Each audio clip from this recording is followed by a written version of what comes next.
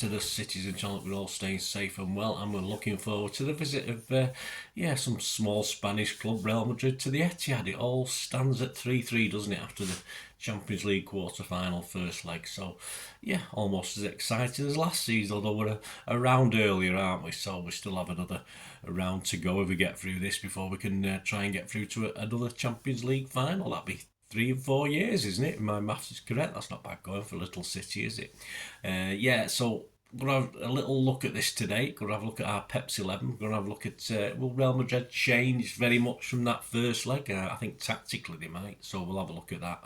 Of course, I'll try and predict a Pepsi 11, which I'm hoping to get at least 9 or 10 with this one today.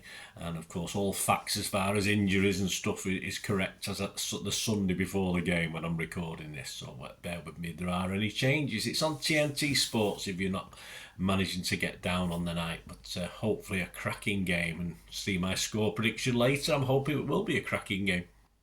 Please, if you're new to the channel, push that subscribe button, push the bell notifications.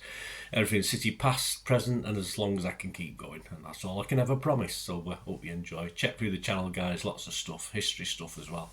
And you'll see some bits on film and TV, which is another passion of mine. So if you enjoy film and TV like me, have a look at that. Or if you know someone who might do, just point them in my direction. I'm always new subscribers for the football or the TV and film. Always very welcome.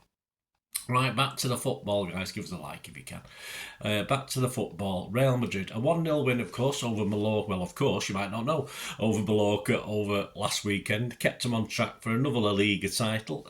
I've seen about 3 reports so far, all giving different points. So whether they were done it ahead of Barcelona, so whether they were done at different times, I'm not too sure. But by my calculations, they're currently 8 points clear of Barcelona with 7 games to play.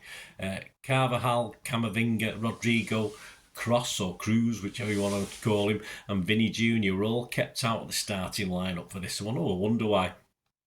From that team that faced us last week. Bellingham was also taken off after about 60 odd minutes, about 64 minutes.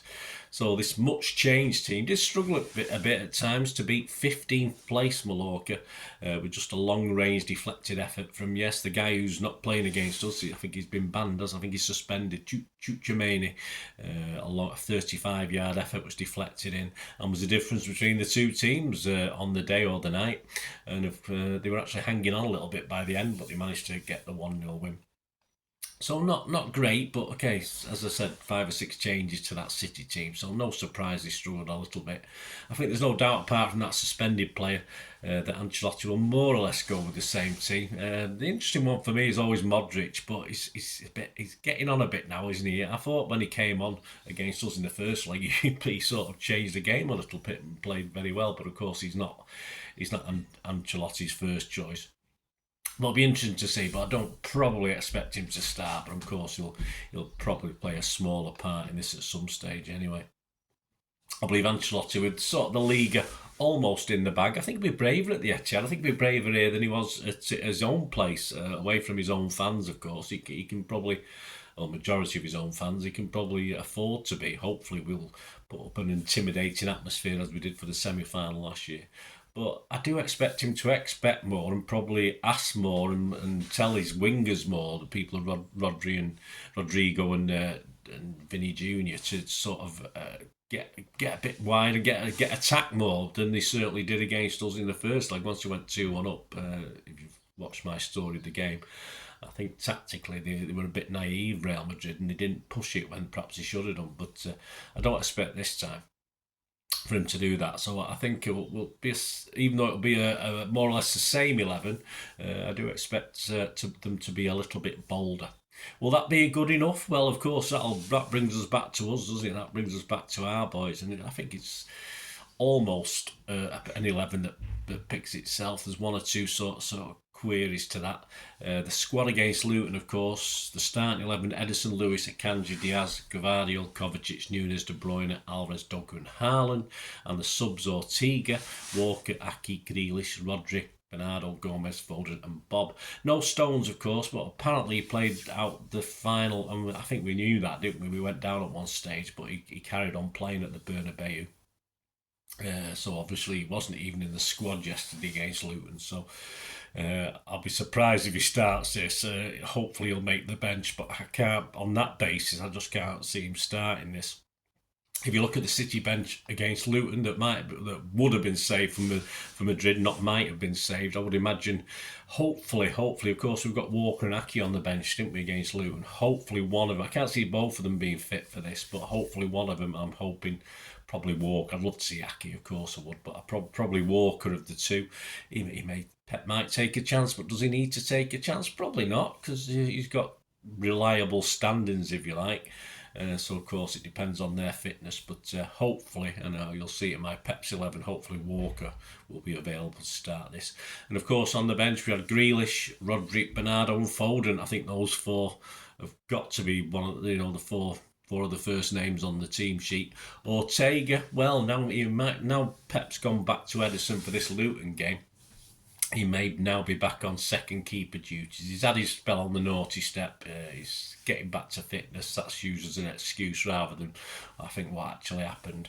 And of course, Ortega will have an FA Cup semi-final to soften the blow. So I can't see past Ederson keeping his place as well. So I do expect 5 changes to that Luton team.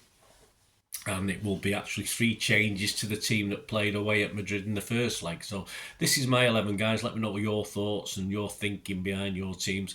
I've got Ederson, hopefully Walker, Akanji, Diaz and Gvardiol, Roderick, Bernardo, KDB, and Foden, Grealish and Haaland, which means on the bench we've got Ortega, Lewis, Stones.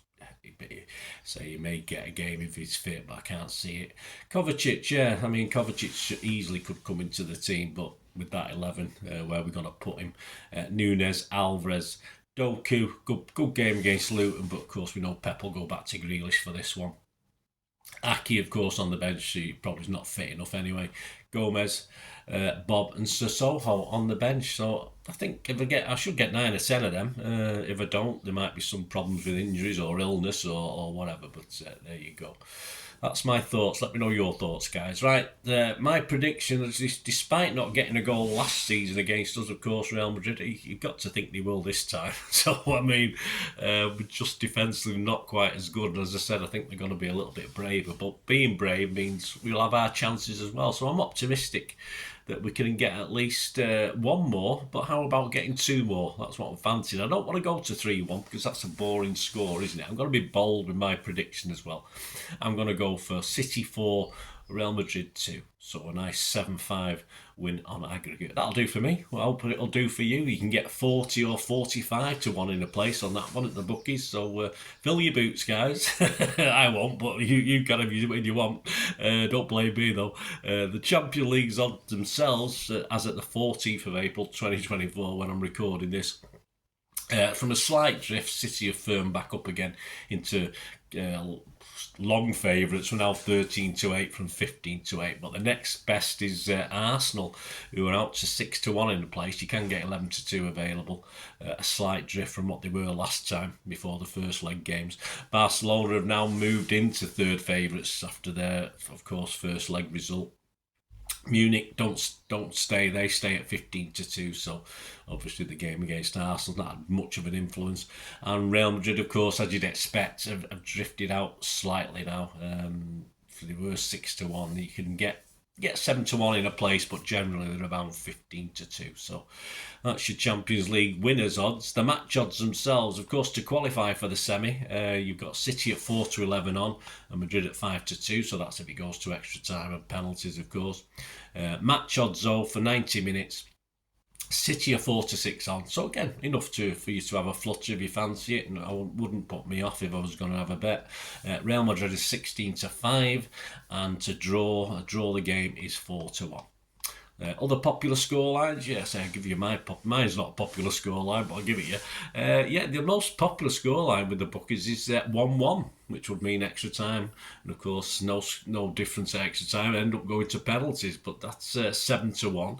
The second most popular scoreline is 2-1 to City, 15-2, and the third most popular is a 1-0 to City at 17-2. And the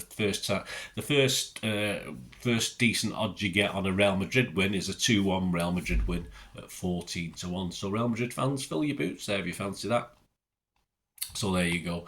Yeah, let me know your thoughts. Let me know if you're having a flutter. Great to hear from you. Especially let me know your Pepsi 11 or what you thought of my Pepsi 11. Hope I've made certain amounts of sense with that, and we look forward.